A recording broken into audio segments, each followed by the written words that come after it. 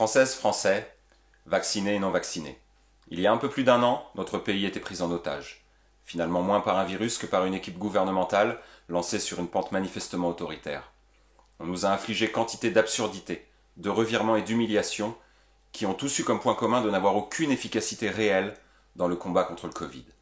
Au passage, il a été mis fin aux bases de l'éthique depuis le serment d'Hippocrate, puisqu'on a vu disparaître le secret médical, la liberté de prescrire, et par conséquent le lien sacré entre un patient et son médecin. On a tout entendu sur cette épidémie. Des chiffres contradictoires et des scientifiques qui se déchirent. L'arbitre que notre nation s'était donné, faute de mieux, en 2017, aurait pu s'appuyer sur l'expérience d'une vieille nation qui a donné au monde tant de praticiens renommés et d'avancées médicales décisives.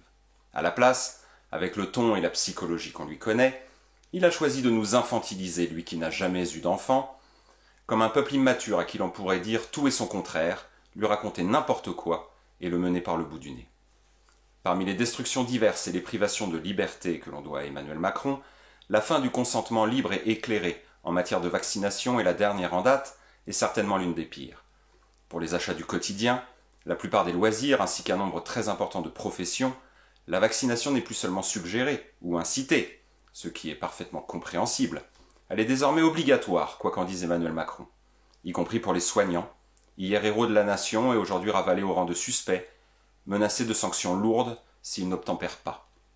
Car c'est bien par la menace qu'opère ce gouvernement, par la menace, par l'intimidation, par le chantage, plutôt que d'assumer une politique explicite d'obligation vaccinale, peut-être parce que cette politique est désavouée par la quasi-totalité des pays d'Europe, Allemagne en tête, cette Union européenne qui fait pourtant autorité d'habitude aux yeux de celui qui ne se considère pas vraiment comme le chef d'un État souverain, mais comme le gouverneur de la province France. Avec ce petit ton de fierté déplacé qui confine à la sociopathie, le voilà qui divise une fois de plus notre pays, qui pratique sans aucune honte un chantage à l'exclusion et à la mort sociale sur la moitié d'entre nous, alors que nous ne souhaitons que l'application de deux principes logiques, le consentement en matière vaccinale et le principe de précaution pour des thérapies expérimentales dont le fameux rapport bénéfice-risque reste encore à ce stade soumis à des doutes légitimes qui n'ont rien du caprice. Tenez bon mes amis, car tout cela ne peut pas durer.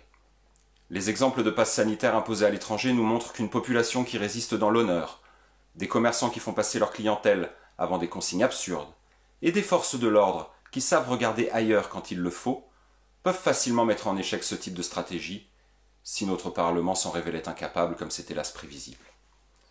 Résistez à l'inacceptable, de quelque bord que vous soyez, et tenez bon, quelques mois encore. En avril prochain, nous aurons l'opportunité de dévisser ce sinistre personnage du siège auquel il compte s'accrocher 5 années de plus pour continuer à nuire. J'ai été désigné par l'union de plusieurs collectifs pour être le candidat citoyen qui défendra le programme des programmes à la prochaine élection présidentielle. Nous avons la conviction que s'ils parviennent à s'unir, les citoyens peuvent renverser la table.